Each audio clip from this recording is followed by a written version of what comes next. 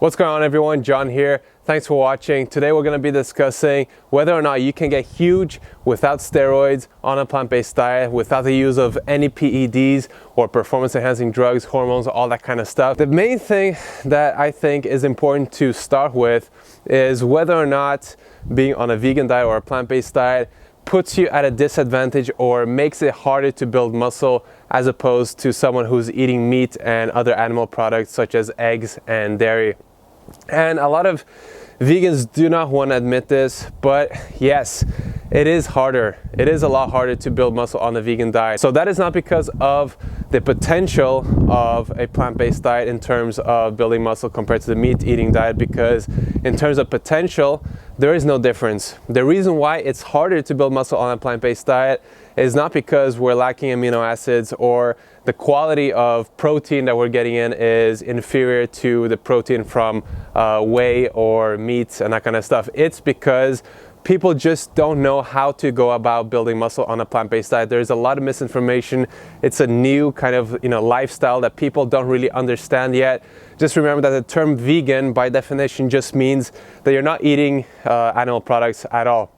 So that can mean anything. It can mean eating Oreos or French fries, vegan burgers, that kind of stuff. It doesn't really mean anything in itself, just saying that you're eating a vegan diet. So because there is a lot more information on how to build muscle optimally on a meat-eating diet, that makes it a lot easier to do it that way. But that doesn't mean that the potential for building muscle on a plant-based diet isn't exactly the same or perhaps even better. So the main thing is just getting educated about how to do it. So firstly, a lot of people who are eating meat and like to bash on vegan diets, especially in fitness and bodybuilding, like to say that eating meat and other animal proteins are superior in terms of the amino acid profile. It's more bioavailable and therefore will lead to more muscle gains. And in terms of amino acids and stuff, plants have all the amino acids that you need. I think a lot of us know this by now, but it is a mystery for the vast majority of the population, unfortunately.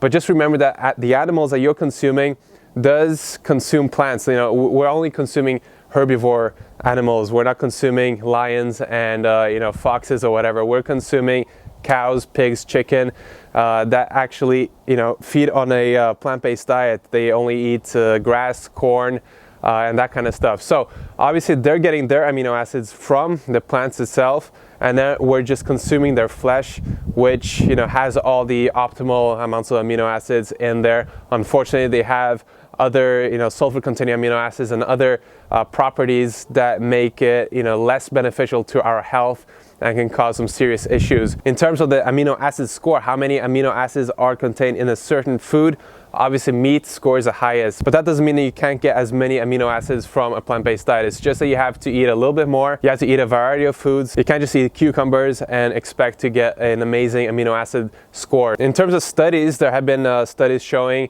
rice protein versus whey protein and the effects on muscle building, and they haven't been much different. Same with soy. But just because soy or meat scores very, very high on the amino acid profile doesn't mean that you have to eat loads of them to meet your protein needs to build muscle optimally.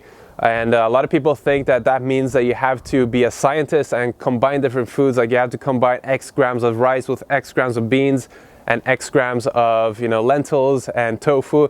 It really doesn't work that way. Your body is smart. It knows what it's doing. It does combine all the amino acids from different food sources that you're eating automatically. It's not something you have to worry about. So if you're wondering which plants are the highest in protein, like I mentioned, soy is probably one of the best sources of protein out there. Nuts and seeds in general have a lot of protein in them. Then we have the legumes, mainly, is what I think is the most underrated source of protein out there. You got all kinds of beans, lentils as well is a great source of protein, and even vegetables, which are severely overlooked, have a lot of protein, like spinach, broccoli.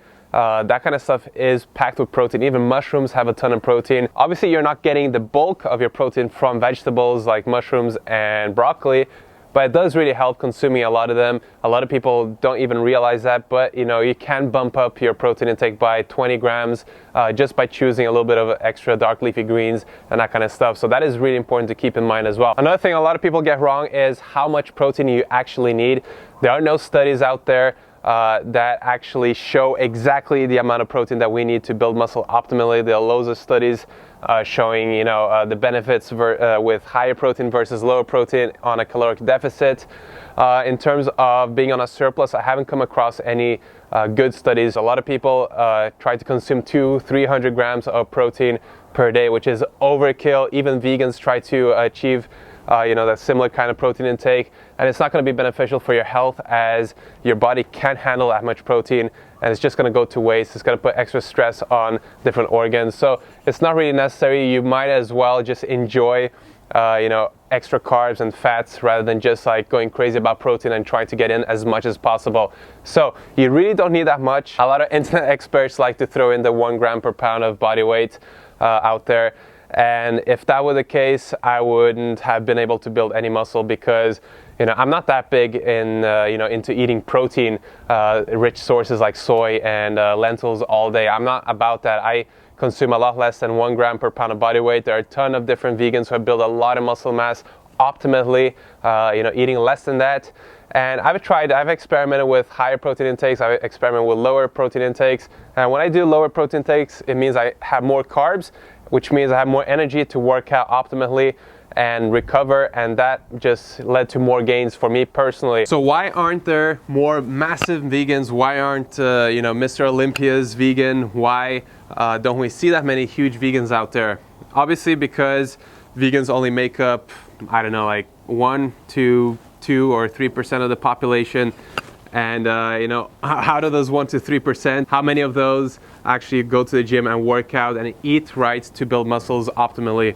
A fraction of those. So that is why on the internet you can't find that many people. Can you get big as a vegan? Yes, you can get as big as a meat eater if you're upping your protein intake, if you're eating the right foods. But can you get huge on a plant-based diet? That means Mr. Olympia level or professional bodybuilding level. I do not believe that you can get big without taking steroids on a plant-based diet or a meat-eating diet. There is no difference there. But especially on a plant-based diet, people go plant-based to better their health a lot of the times, and injecting themselves with exogenous hormones isn't really the most healthy thing. So that is why I think also we don't see those massive bodybuilders on a plant-based diet yet. I'm sure they'll come soon. A lot of people just get the idea of comparing me or comparing someone else who's eating vegan and has an aesthetic physique but not like massive, and they compare us to the likes of Phil Heath or Cali Muscle and those guys, and obviously there is no comparison. Those guys are on amounts of drugs that you wouldn't even imagine. But you can get quite big without the use of steroids if you're consistent, but you have to put in the work. You have to lift for years and years and years. You have to eat clean. You have to up your protein intake to a certain extent. Don't overdo it, but you have to do it consistently. And most importantly, you can't be stressing around and lacking in sleep, because then you'll never recover and progress optimally. So another thing that I really want to talk about is genetics.